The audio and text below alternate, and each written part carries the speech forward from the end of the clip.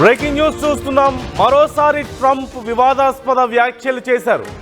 Pak India యుద్ధం మీద press మీట్లో కీలక కామెంట్స్ చేశారు.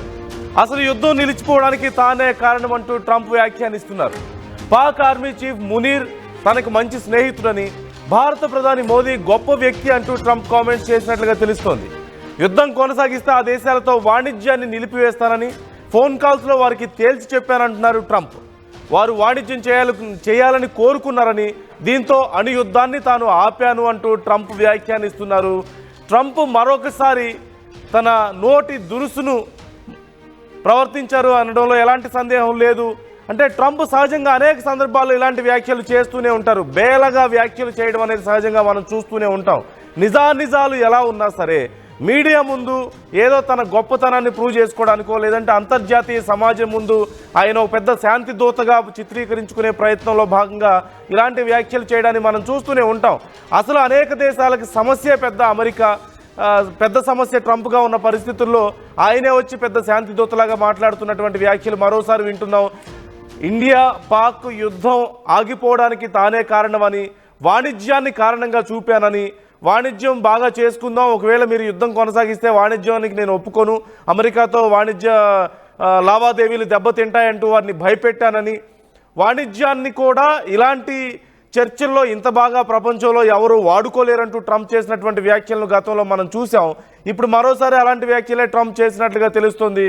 అయితే ఓవైపు ఇరాన్ పరిస్థితి మనం చూస్తూనే ఉన్నాం.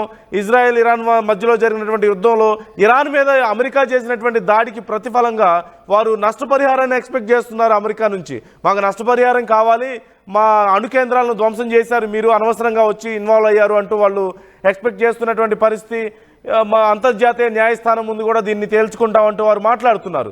ఇలాంటి పరిస్థితుల్లో ట్రంప్ మరోసారి ఇలాంటి వ్యాఖ్యలు చేయడం, అసలు ఎందుకు ఇలాంటి వ్యాఖ్యలు చేస్తున్నారు అనే ప్రశ్న కూడా ఇక్కడ ఉత్పన్నం అవుతుంది ఖచ్చితంగా.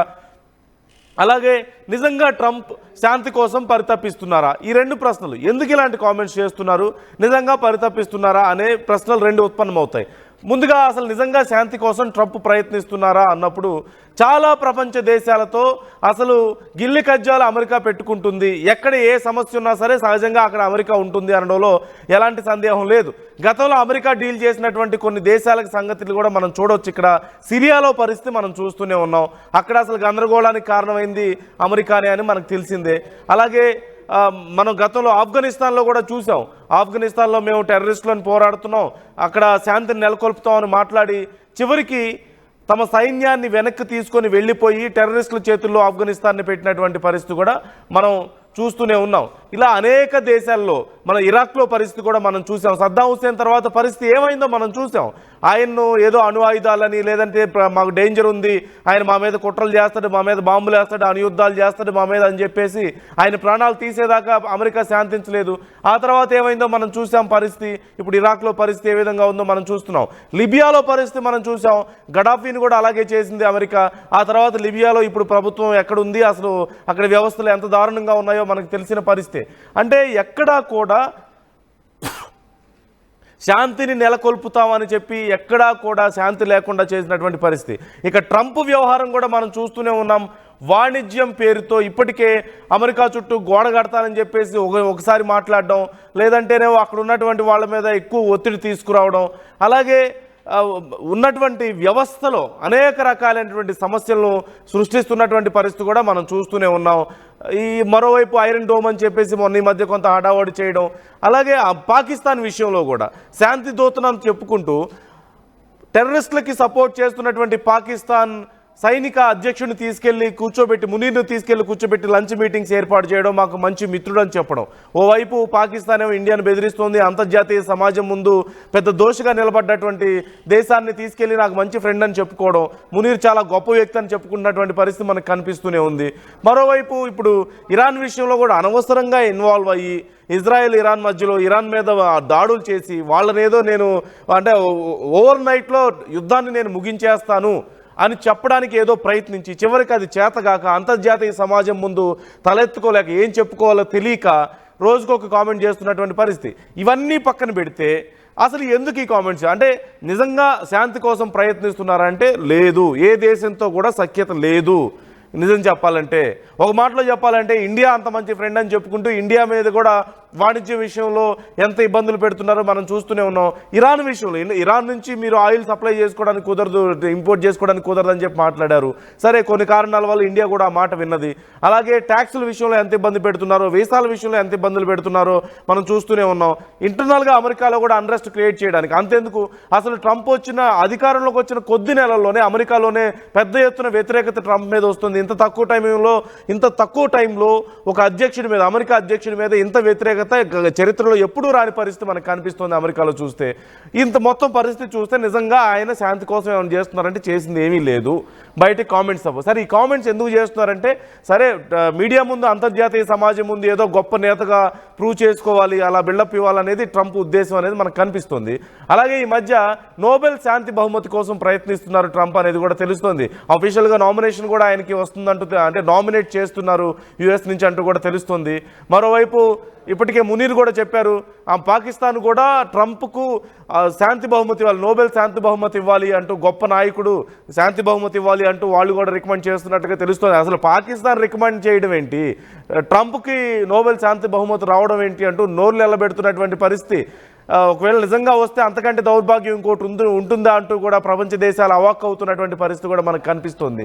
సో ఈ మధ్య కాలంలో ట్రంప్ ఒక కామెంట్ కూడా చేశారు, నాకు నోబెల్ బహుమతి ఎలాగో ఇవ్వరు, నేను యుద్ధాలు ఆపినా ఇవ్వరు, శాంతి నెలకొల్పినా ఇవ్వరు అంటూ కొన్ని ట్వీట్స్ కూడా చేసినట్లుగా తెలుస్తుంది. అసహనంతో, తనకు నోబెల్ శాంతి బహుమతి వచ్చే అవకాశం లేదన్నటువంటి అసహనంతో, మొత్తం మీద అధికారంలో ఉన్నారు కాబట్టి ఇన్ఫ్లుయెన్స్ వాడో లేదంటే అంతర్జాతీయ సమాజం ముందు ఇలాంటి బిల్డప్ ఇచ్చి ఏదో నోబెల్ శాంతి బహుమతి పొందాలని ప్రయత్నిస్తున్నప్పటికీ కూడా అవకాశం అయితే ఖచ్చితంగా లేదు.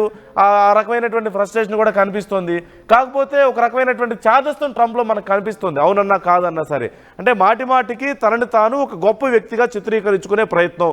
రియాలిటీ ఏంటి, అమెరికాలో అతి తక్కువ సమయంలో, ఇంత అధికారంలోకి వచ్చిన తర్వాత అతి తక్కువ సమయంలో ఇంత పెద్ద ఎత్తున వ్యతిరేకత రావడం అనేది ట్రంప్కే చెల్లింది.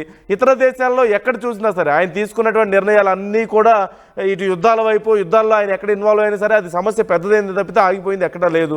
ఇండియా పాకిస్తాన్ విషయంలో ట్రంప్ చేసింది ఏమీ లేదు. నిజం చెప్పాలంటే పాకిస్తానే కాళ్ళబేరానికి వచ్చింది. ఒక మాటలో చెప్పాలంటే ఇక కొనసాగించలేని పరిస్థితుల్లో వాళ్ళ న్యూక్లియర్ స్థావరాల మీద దాడులు జరగడం, ఇక కొద్ది రోజులు ఇలాగే కొనసాగితే పూర్తిగా చతికిల పడిపోయే పరిస్థితి వైపు ఉంటే, కొద్దో గొప్ప అక్కడ కొన్ని ప్రాంతాల్లో రేడియేషన్ కూడా లీక్ అయింది మా ఇండియా చేసినటువంటి దాడుల వల్ల, ఇక చేసేదేమీ లేక చేతులు ఎత్తేసింది అనేటువంటి ఇంటర్నల్ సమాచారం కూడా లేకపోలేదు. అలాంటి పరిస్థితులు ఇక ట్రంప్ చేయగలిగింది ఏముంది. ఇప్పుడు మరోవైపు ఇక్కడ చూస్తూనే ఉన్నాం, ఇరాన్ పరిస్థితి మనం చూస్తూనే ఉన్నాం. ఇరాన్ మీద దాడులు చేసి ఓవర్ నైట్లో నేను యుద్ధం ఆపేస్తాను అన్నట్లుగా బిల్డప్ ఇచ్చారు. అక్కడ ఇరాన్ తిరిగి అమెరికా స్థావరాల మీద ఇరాన్ దాడి చేస్తే కూడా ఏమీ చేయలేని పరిస్థితిలో ఉన్నారు.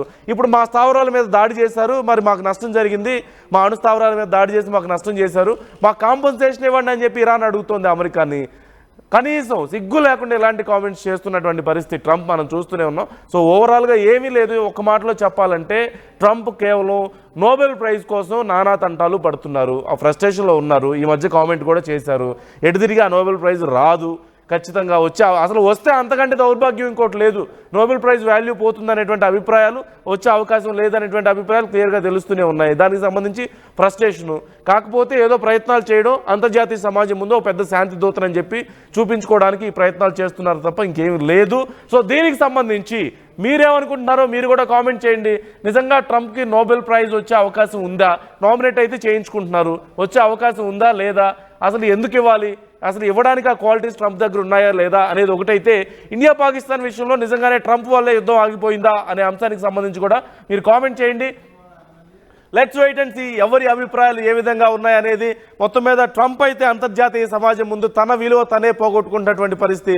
అయితే పాకిస్తాన్ చెప్పాలి, లేదంటే ఇండియా చెప్పాలి యుద్ధం ఆపాడు ట్రంప్ గొప్ప వ్యక్తి అని చెప్పేసి. ఈ రెండు దేశాలు చెప్పకుండా తనకు తానే వచ్చి ముందే తొందరపడి ఓ కోయిల ముందే కూసింది అన్నట్టు ఇరాన్ ఇజ్రాయెల్ విషయంలో అలాగే చేశారు ట్రంప్. ఇప్పుడు పాకిస్తాన్ ఇండియా విషయంలో గతంలో అలాగే చేశారు. మరొకసారి అలాంటి కామెంట్స్ చేసి తన విలువను తనే పోగొట్టుకుంటున్నటువంటి పరిస్థితి.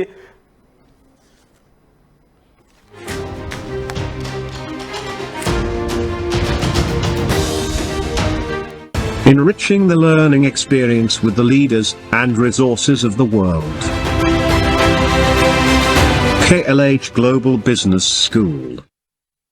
Telugu News ki fastest app. ఇప్పుడు టోటలీ న్యూ అవతార్లో జస్ట్ 5 సెకండ్స్ లో కంప్లీట్ న్యూస్, సోషల్ మీడియాలో ట్రెండ్స్ కి one stop solution. Live TV app voice search option తో ఇప్పుడే డౌన్లోడ్ చేయండి లేదా అప్డేట్ అయిపోండి. యాప్ లింక్ డిస్క్రిప్షన్ లో ఉంది.